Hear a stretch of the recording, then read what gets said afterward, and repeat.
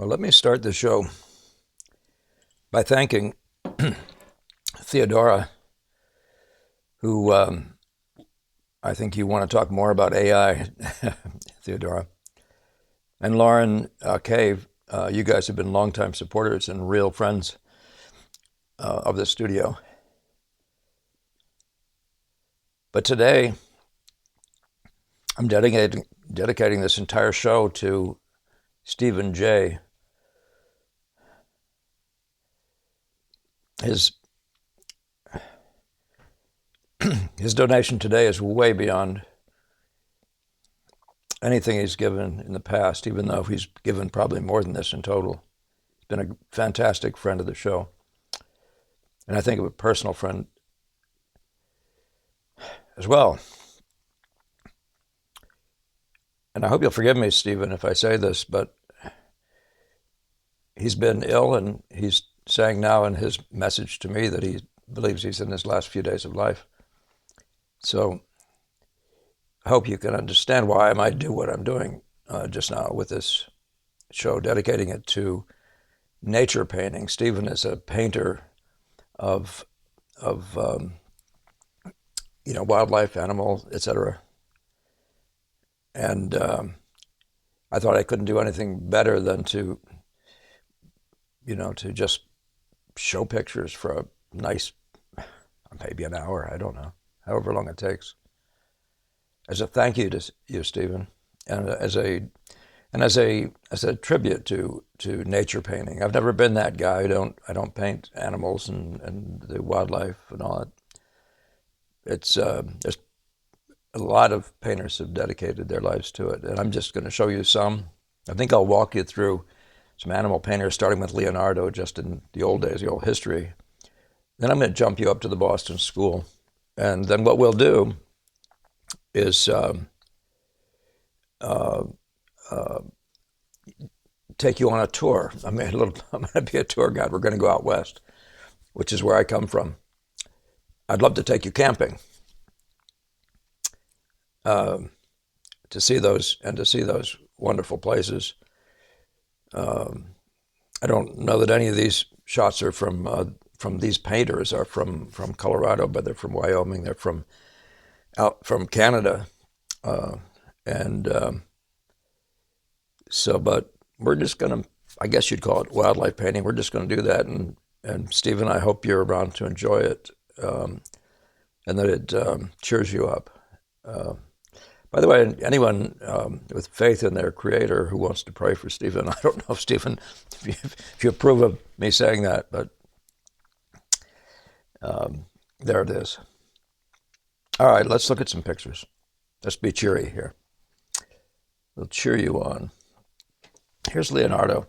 I put dates on all these because it's interesting to see the development of animal painting. Now, I'm not definitive, I'm not doing all the animal painters. That there were lots of them, especially game painters among the Dutch. Rembrandt did his bit, others, but I do find it fascinating. Of course, why wouldn't it be a fascinating thing that continues on and continues on in painting? Isn't it wonderful? Starting here with the woman with the ermine in her arms by Leonardo. Leonardo, again, I'm talking, everything I do mostly is dedicated to the idea of the Boston School, the ideas surrounding the Boston School.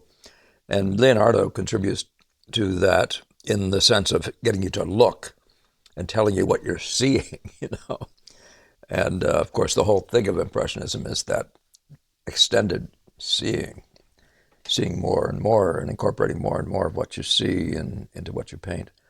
And I'm talking about the content of the world visual, of course, I am. So there's Leonardo, and everybody knows this Van Dyck probably. I believe it's at the Metropolitan Museum, wherever it is. I looked at it many times. It was one of my favorite pieces of drawing in paint that I'd ever seen as a young painter, and this really is. And that one on the left is Velasquez. I believe that's at the Prado probably, but these two are guys really marked this shift where all of a sudden painters were painting remarkably truthfully. And I'm not saying photographically or realistically in that sense that it means today, but really, really, well, of course, following on the heels of Rubens, who's very, I'm going to say, stylized, exaggerated in different ways. These guys are both very sober and probably the best up until that time of all of painting. There are moments in when Raphael, when Titian and others are painting that they approximate this, but they really don't quite do it until you get somewhere toward this end. And by the way, again, I don't want to take away from the Dutch in that era, before Leonardo. Those guys, and right around and through that time, they really are bringing it. That's sort of why the Holland wine continues to be the counterpoint, I guess would be the right word, for Velasquez in that sense of really looking and painting what you see. But these, here's a stag on the left side and a dog on the right, Velasquez. And notice they're both born in the same year. That, I think most people believe that's the year that Titian died. So there's some sort of heavy symbolism in this. But let's keep going, because this could take all day. I brought a lot of pictures. I took a lot of time. And this is not hyperextended. It's only a handful of different painters. So I'm hoping you enjoy the ones I wind up with, Stephen. And you probably know them all because you're in that field. But this Velasquez on the left is one of the dwarfs with one of their dogs. What's his name? Buffon, maybe. But the one on the right is a Sargent copy. Isn't that interesting? And just making note of it. I happened to pick it up today. I'd seen it before, but I'd forgotten, and I'm glad I found it. But then on the right, there's a portrait, and there you see these two collies, again by Sargent. But one of the things to think about, or what I like to point out, is how, in keeping with the evolution of seeing, of drawing, of painting, Sargent is following the model of Velasquez. His idea is, coming out of Carolus Duran, is very much the Velasquez idea. And you can see the characteristics of the way it's painted being of the same spirit. So, and then so we go to Chardin. Now, I pick in Velasquez and Chardin up front because they are two of the favorites of the Boston School teachers. And of course, there's so much fun. Actually, I don't know what I did with one of the Chardins as one of an artist as a monkey. And it's very nicely painted, very plausibly real. But here he is painting cats, Chardin, and a dog. Cats are always after the food, it seems like, of course, the fish. And I guess they're fish actually in both those pictures, but I'm just showing you the close-up of the cats and the dog. So, and so it continues. I notice it's 1699. So that's 100 years later, there's Chardin. Isn't that just curious? I don't know. What does it mean? I don't know. It's his birthday.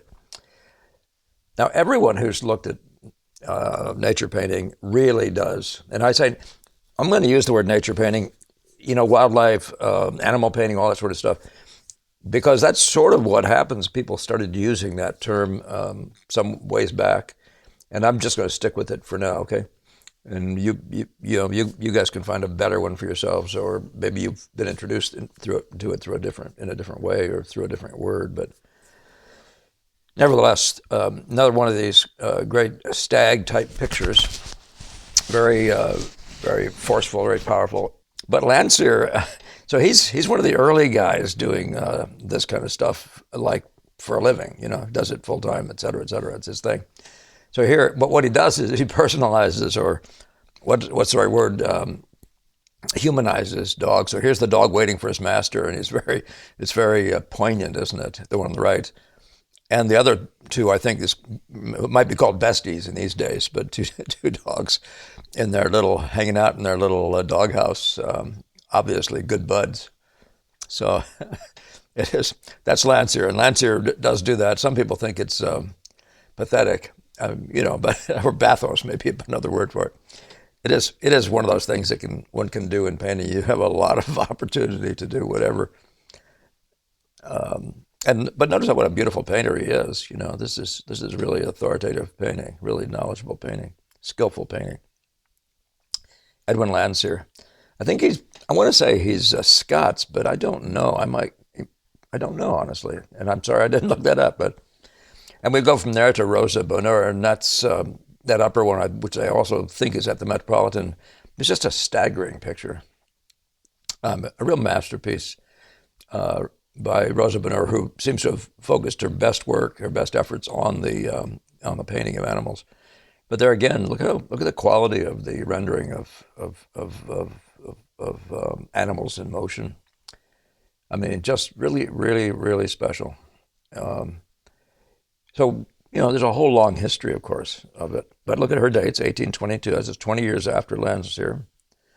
And then let's see who comes up next. Well, I'm moving to this country now, and I'm going to go back for a second to Germany. But Winslow Homer, for a reason, has a sort of a bent to get outdoors. Most of his stuff has some element of outdoors. The sea is the most famous and the most poignant, maybe the most poetic stuff that he does. But these pictures are also the beginning of my introduction of my tour. I'm taking you on tour. This is the White Mountains, Stephen. This is where I live. Right sort of the foot of the White Mountains. I think these two pictures are supposed to be going on the way up to Mount Washington, which is the biggest mountain on the East Coast, I guess, and certainly the biggest one in New England, which is right in New Hampshire here where I live. And, for me, coming from Colorado, where the mountains were in sight the whole time I was raised, and we have spent just huge amounts of time camping and all that stuff in the mountains, being at the foot of the White Mountains is it's a good thing for me. I appreciate it. And so you can see it by the way I'm using their names and their dates. I just want to, a lot of times you all have mentioned that you'd like to see who did these, and this is enough different people that I think I should keep it going. So here, the one in the upper left, I think mentions the Adirondacks. Now that's the mountains in New York. So as you're moving over, and so he would have tour guides, and they would take him fishing or whatever, but presumably mostly painting, although the people with him might have been the fishermen. In the case of Aldro Hibbard, you remember the painter from New Hampshire who painted in Vermont, he would go up into the snowy mountains with the timber cutting men on their sledges, those would be his guides. Well, these probably were paid guides that he was with. Winslow Homer was with. And you're probably looking at them in these pictures. They probably all are his guides. By the way, one of the things I'm doing here is whenever you see white around a picture, it means I believe it's watercolor. That's the only reason for that. It's sort of a standard way of framing. But it's a differentiation in here. So if you see yellow after that, gold rather, it's always oil painting. But they're the guides. I believe that may be called two guides or something like that. There's that magnificent shot. Maybe that is Mount Washington or something like that. He was he wound up his life in Maine, painting the coast of Maine. Winslow Homer did, but he did a lot of Civil War painting and drawing. Before that, maybe as a journalist even. And he was down probably in the Pennsylvania area. That's a thing you can look up for yourself. But the one below is a couple kids look like they're fishing. It looks like a young woman and young man with sticks. It looks like they might be holding them out in the water. He had a really wonderful sense of, if you want to call it nostalgia, a sense of identity with the life, of the outdoors. Reminds me so much of being a kid in school and having, no matter what was going on, even if I was interested, outdoors was more interesting. Just peeking outside, it was like heaven or something like that. I think you guys know what I mean. And he painted numbers of trout, different kinds of fish. That wouldn't surprise me if this one down here on the left was a brook. When I was a kid, we would fish. Our favorite trout to eat was a brook trout, and it had those reddish sorts of fins on it. It'd probably be in the titles of these things. But this is just a here's to Winslow Homer moment, and simultaneously here's to you guys who just love painting wildlife. So he's undoubtedly seen this over and over again. He's probably, when he paints this, he's probably laid a fish down and he's painting it from life and putting the background around it, some bit of landscape around it. Winslow Homer. Then we go to Ogden Pleissner, and I just happened to have found him doing a fish. It's a lot of fun to paint that background in the back behind the whole landscape back there behind. Again, the top two appear to be watercolors, but you can see they're fishing subjects. And what Pleissner did, he didn't wind up being an animal painter per se. He wound up being something much more like he painted out very widely, by the way, all over the world. Not as much as Sargent, but all over the world. And then but he wound up, I think, most significantly spending his time in what you call in the field, like with dogs and hunting and all that sort of stuff. And lots of his work is of that sort, and also fishing. So there's and I could be taking you on a tour. He was a friend of Mr. Gamel, the guy I studied with. He was born 10 years later, but somehow or another they made a connection. And he came to visit while I was a student to Gamel's summer studios. And I believe he was educated Pleissner was educated in New York at the Art Students League, I think. Frank Vincent Dumont, maybe, and who else? But he evolved on his own. He isn't, in the simplest sense of the word, he isn't an impressionist. I would say in the simplest, I mean in the Monet sense of the word. But he draws well. His proportions look great. He's got a wonderful sense of composition. And but this is more characteristic between the bird hunting and the dogs in the field, of course, but on both the water and in the you start seeing and in the field you begin to see also what Benson what excited Benson, Frank Benson, the Boston School guy. But again, I'm just going to tell you, it's very evident the guy was a very powerful draftsman. Some of these things are just hugely impressive. That sort of thing in particular, where you get this sense of grandeur and power. Those things, there was a period, this really isn't totally that, but there was a period, the Hudson River School, where that was such a huge thing, sort of playing off, if you want to put it that way, the Michelangelo mindset. So, but let's go to Tarbell, who was primarily, I think he painted horses. I don't know if he painted any other animals. I'd have to think about that a second. There's probably a cat in the corner somewhere. One of these. He had wives and women, girls, and it is pretty normal for the domestic life to have cats in it up in New England here.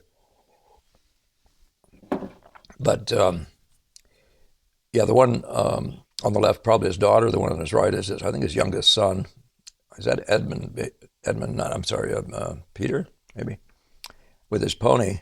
There you can see the impressionist color and horse holding still, boy keeping the horse still, trying at least, etc., etc. So presumably painted from life, etc.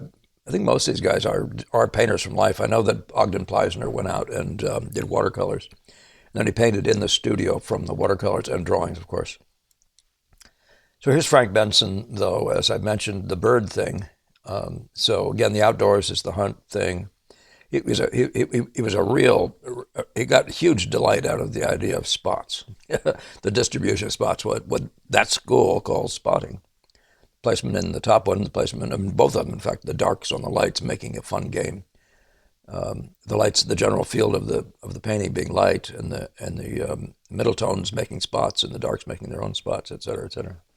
And that distribution of spots, the so engaging conversation that Gamel introduced us to. So and so you can see him doing that routinely. Even the clouds on the one with the American eagle. Sorry, that's the bald eagle, I believe. So he's painting these things from notes, from studies and all sorts of things. I don't know any more about it than that, but again, you can see him just routinely loving almost a decorative field. And you see it back in the background here in the clouds, but it's the entire thing virtually here is that interesting field, which he sort of powers into a locus, a central spot with that massive cloud in the middle there. And he's painting must be grouse. Those pheasants, I think they're grouse. Looks like grouse. Again, this is New England. These are New England scenes.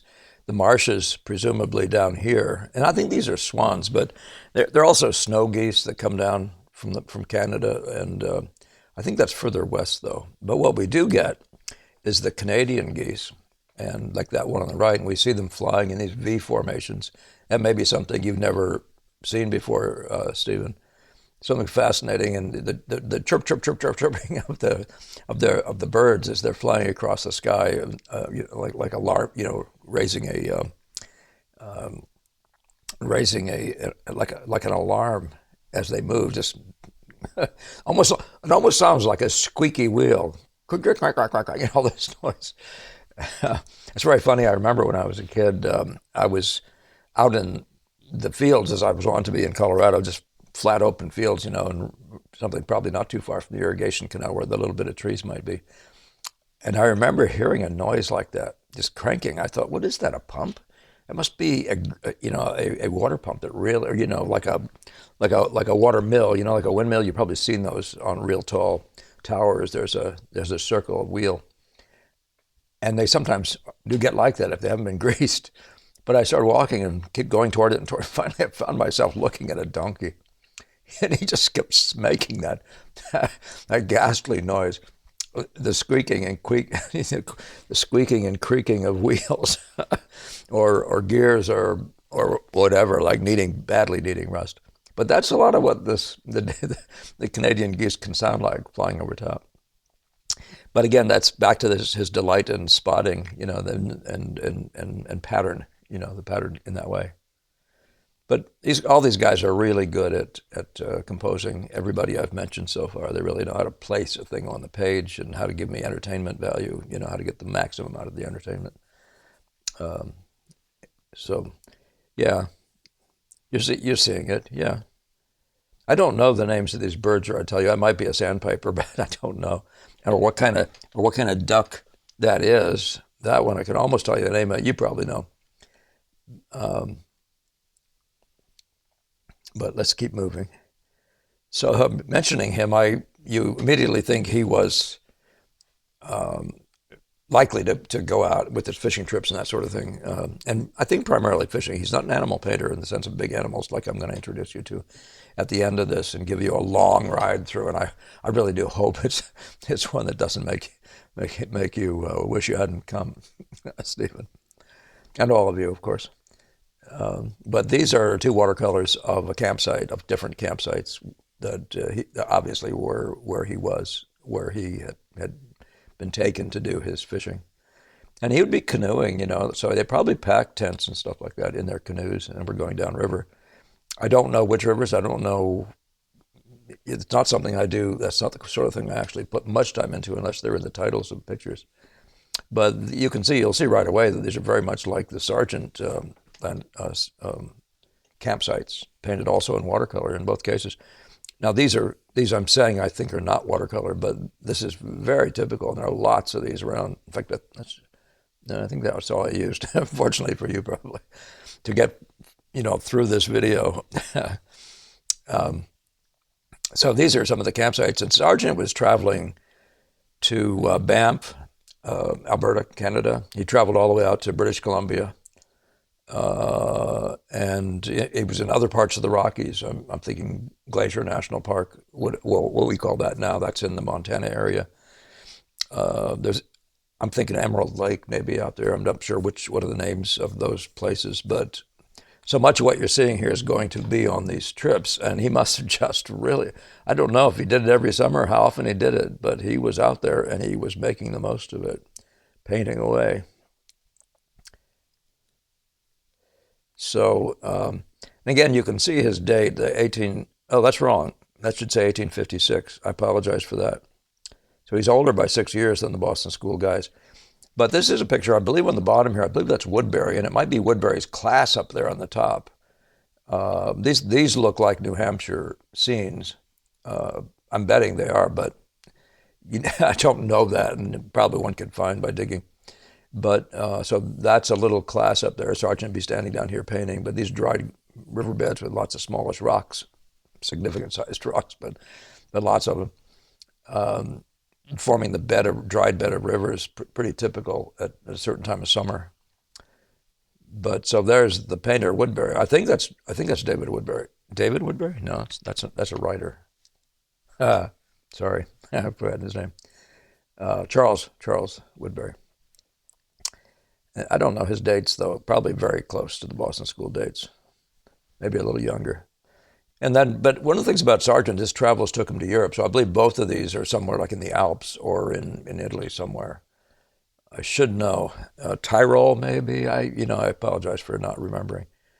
But here's his campsite in view of a magnificent waterfall off of some impressive cliff. And then, this one is easy to see, easy to find online. You can see he's, at this point, really has incorporated the full color, that you don't see in the Italian stuff before that, in the town pictures, the alleys and things in Italy in his earliest years. But his visit to Monet changed all that, and he began to incorporate color in a more whole way, and you'd say more holistically as well. I think this is Lake O'Hara, and that would be in British Columbia, if it's what I think it is. When I first saw it, I thought it was Lake Louise. Lake Louise in British Columbia was known to me because that's where my folks had their wedding anniversary, and my father had a run-in with a moose, which features into what we're talking about today. There's Carl Rungius's painting of Lake Louise. So here you see a guy who's 13 years younger than Sargent, and but he's out of the Berlin, and the Berlin Academy. He's a German. He comes to this country. I'm trying to say in his 20s somewhere, and then he winds up in, I don't know if he wound up spending most of his life in Canada, but this is, I believe, Lake Louise, and that's in a place called Banff. It certainly it's part of the Rockies, which is what I was inside of down there in the Colorado area, the Rockies running all the way from Mexico up and through Canada. So, but this gets you an introduction to Carl Rungius, and I'm going to end this with a lot of pictures by him, because I think if you've never seen him, you're going to enjoy them. And if you have seen him, can you see too many? I hope I don't drive you nuts with this. Remember, you know how to turn off the screen. You also might enjoy turning off the sound and just letting the pictures float by once we get to that phase. I would love to have done them one shot like this, but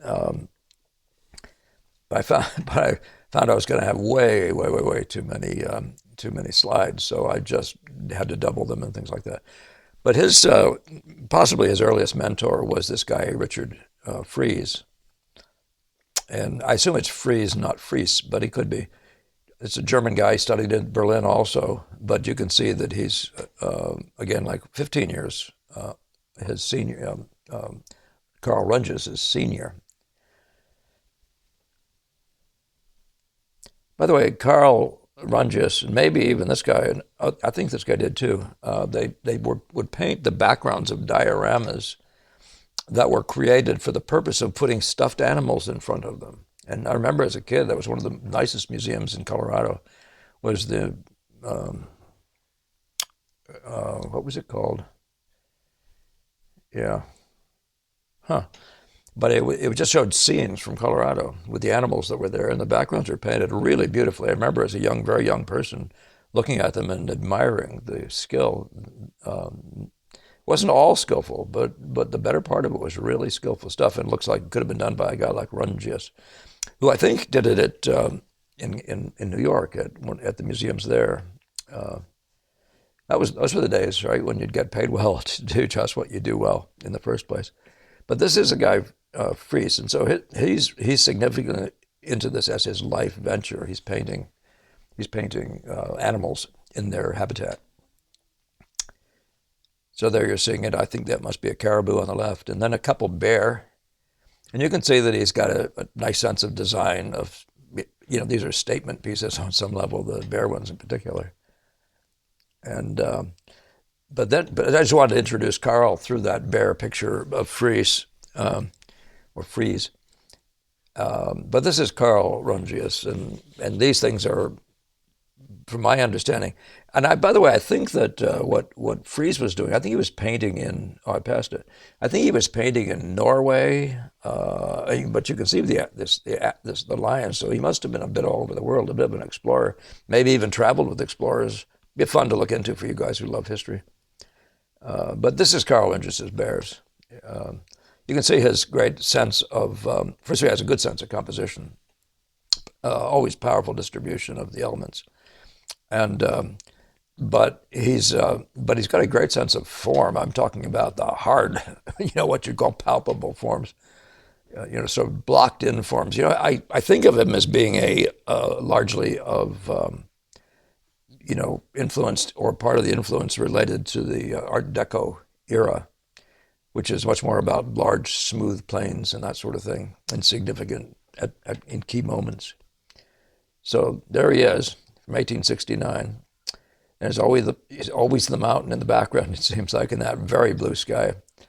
That sky, you're looking up so much. It's one of the reasons it's blue. It's not that it's bluer than other skies in other parts of the world, but whenever you're there, like in Colorado and the Rockies, you're always looking up at such an angle that you're looking at the canopy of the sky. You're looking right up into the coldest part of it, the darkest, as it were, part of it. I had no sense of that until, in one sense, that the blue days aren't the lightest days in your studio. I had no sense of it until Mr. Producer there showed me on a light meter, that the blue days were darker. Very interesting thing. Now, thank you, Mr. Producer.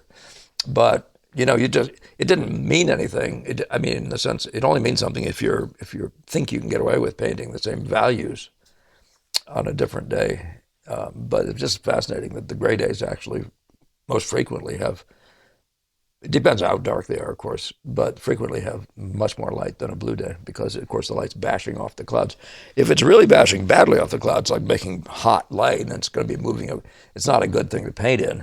So I don't want to say anything about beyond that. But so there he does the bear. And I think bear, by the way, versus bears, I think that's the plural of that word.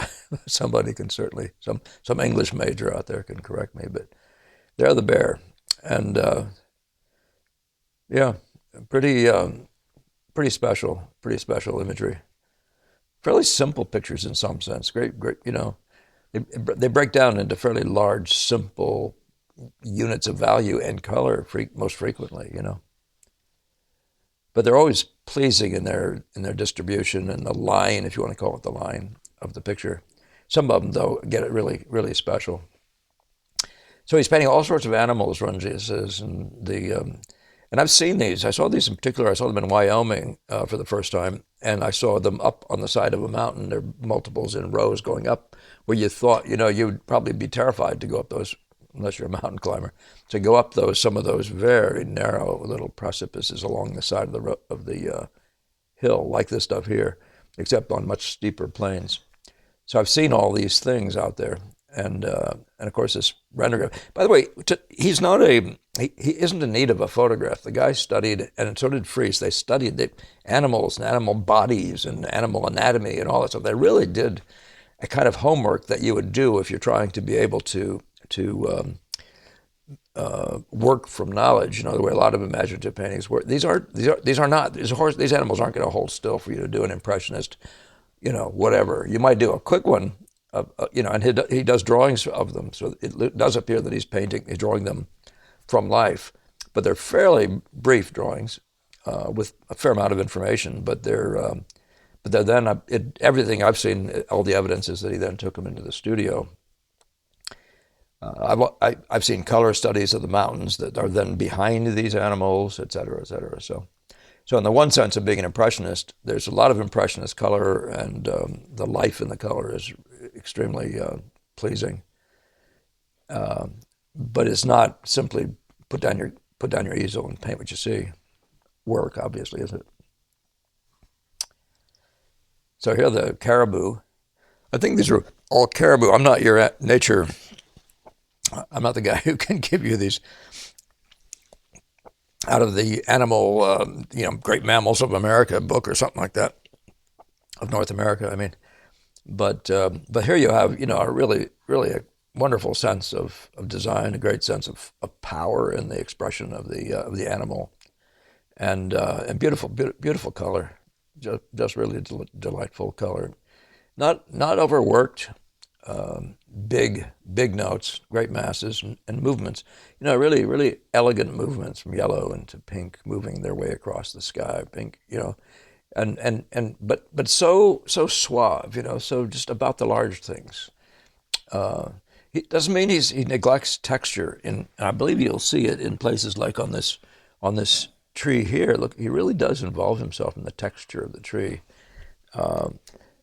It's not like he makes everything smooth, although sometimes it feels smooth to a fault, almost smoothed. But to pull off an action picture like that, that's pretty impressive. That implies a lot of time outdoors, seeing animals, and of course that's what he was doing. Colorado was, by the way, is a place that you can go to. There are tours still to see elk and that sort of thing. I've never even thought to take one of those tours for painting material, but you would do that if you were an animal, if you were an animal painter like this. But you see how pleasing the designs are of these pictures, and how very different they are in certain qualities. He's always got a sense of rightness, of simplicity and repose in all of his work. And by the way, this goes on and on. I don't know how many more slides there are. You probably can tell by looking at the screen. I'm willing to go a full hour for you, Stephen. I believe, not just based on the fact that you have given so much in our support, but just because. Okay. So I do hope you enjoy it, though. I don't want to be overbearing and forcing my way, all this stuff. But I've never looked closely at Rungius, and I believe he had some significant influence up in Canada on the painters up there. And I've talked about the Canadian painters before. I think one of you guys showed me different things, and his name might have been part of the whole thing. He's a German painter, but my perception is he spent a lot of time in the U.S., but I know he's in Alaska. Some of these things probably come from there. And by the way, Friese was also in the Yukon, his mentor. So they're doing this stuff in a way that makes sense, or they went where the goodies were, But what was I going to say about that? I guess that's it. Yeah. So here are just regular deer. I guess you'd call these stags. And that's, again, me interpreting. I believe that's what we're looking at here. And I'm sort of doing it that way, as, sort of sticking with animal types in honor of, shall we say, the wildlife or the naturist, the naturalist, whatever that is. I remember that was a hippie naturist meant you like to run around naked outdoors. Hopefully the name is this one precedes it. It doesn't imply that. Yeah, so there you are. Yeah. Yeah.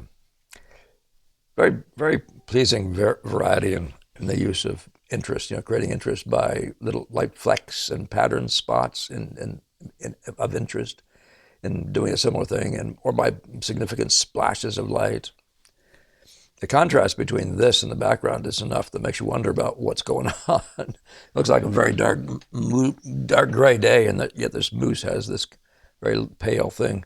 And again, by the way, keep remembering that that I can't swear by any of these things looking like this. The internet is what it is, and that is my resource. So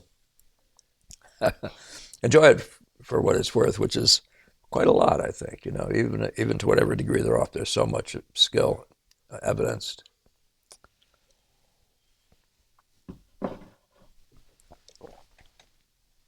So yeah, yeah.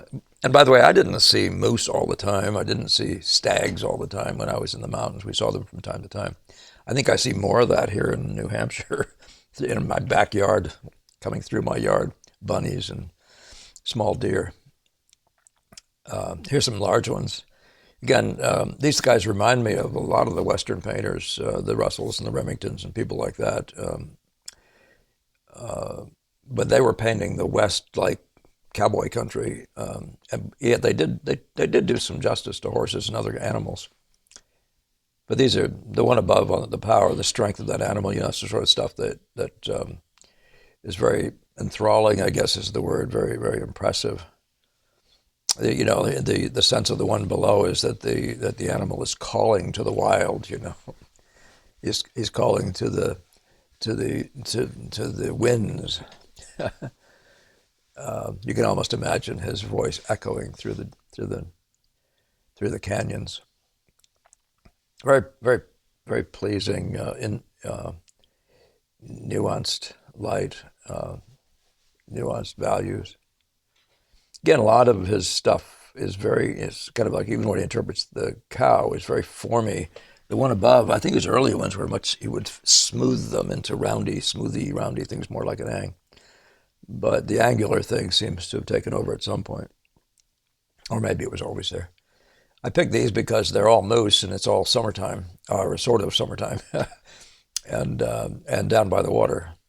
We have moose here. We have an area that looks exactly like this in New Hampshire, not very far from where we are. And we used to see moose there regularly, but they seem to have disappeared.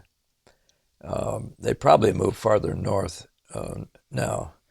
They don't like being hot, and they also get heavily tick covered. And I don't know whether the water helps that, but they will stand deep in the water just to be cool, I'm told. So hence they're so often found in areas that are low and watery. Yeah, the female, the grand thing, you always think of that, but you forget that the female deer that doesn't have the massive racks.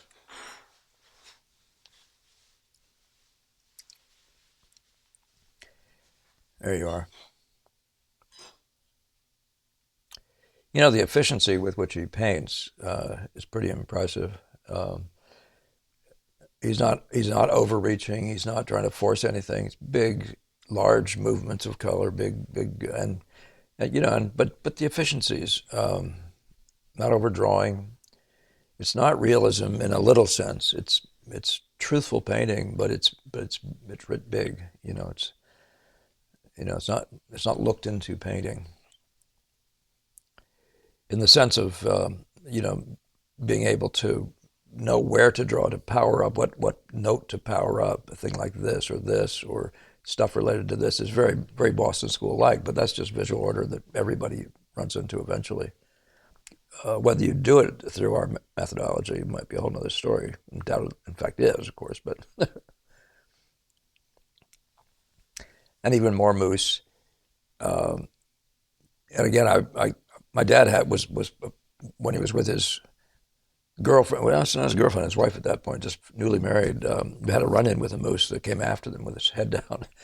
And my dad actually had the wit to grab his rack and force his nose into the ground until he was intimidated enough in some way to head off in a different direction and not hang around them.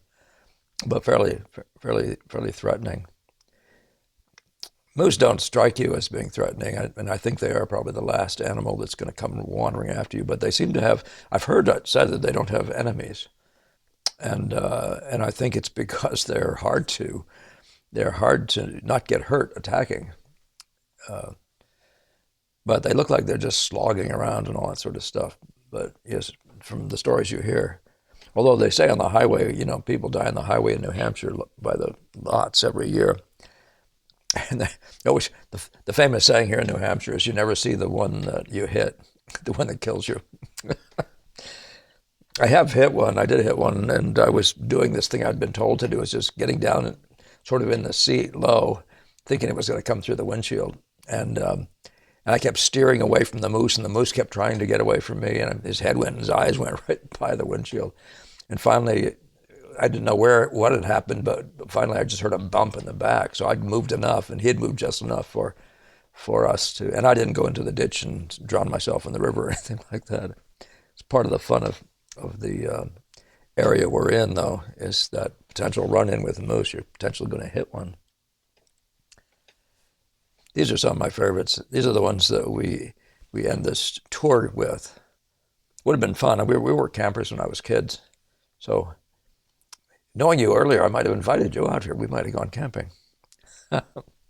I have to be honest about it. I haven't done even half the camping I should have done with my kids. And but it was definitely a big deal for us. It was the most delightful thing, I think, in my mother's life, to be out in the Colorado mountains. She was a botanist, and she loved the wildflowers. It was just a massive plethora of wildflowers, beautiful stuff. And so she did tours in the mountains with groups of students, being toured, of course, by their instructor, their professor. But yeah, you'd be seeing things like these, except she didn't go up in the snow, of course. But the one on the right is just such an expression, such a thing. It's the kind of stuff that just really, it's not an everyday thing. It's when it happens, though, it's worthy of your expression. It's worthy of putting down, isn't it? So I'm trying to think what else there is here. The one on the left, this is a lot of what you see in Aldro Hibbard, the painter of out of the Boston School. He's painting, and especially he's painting significantly in the snow, and he's painting with fairly wide brushes and big, thick paint, wide strokes, simple strokes, not worked up little, tickly stuff or glazing or anything. So it's powerful, sort of what you call man painting or something.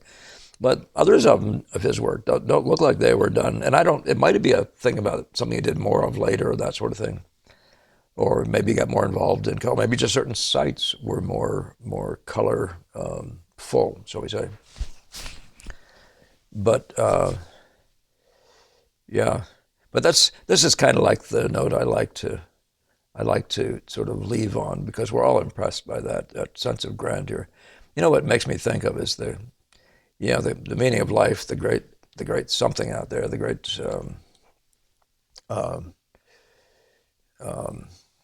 sense that it's bigger than all of us, and there's something at work.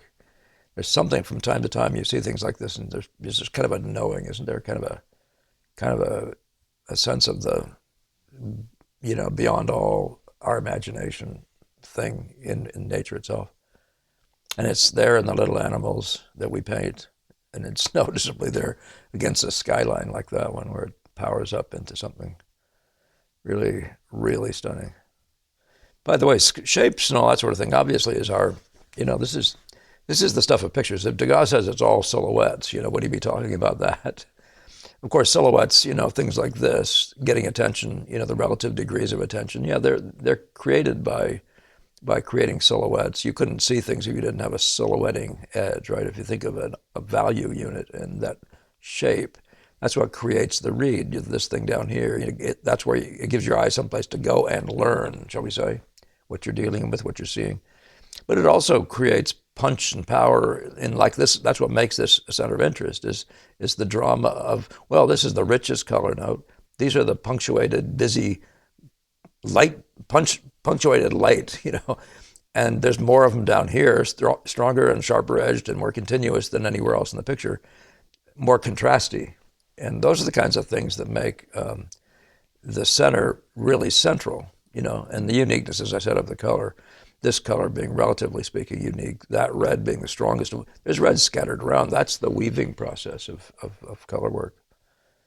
And the most brilliant yellow and the lightest of the notes, to the degree that, of course, I'm reading this as if it were really just exactly like that. But yeah, I think that's it. I just want to say, Stephen, thank you so much for what you've done for us.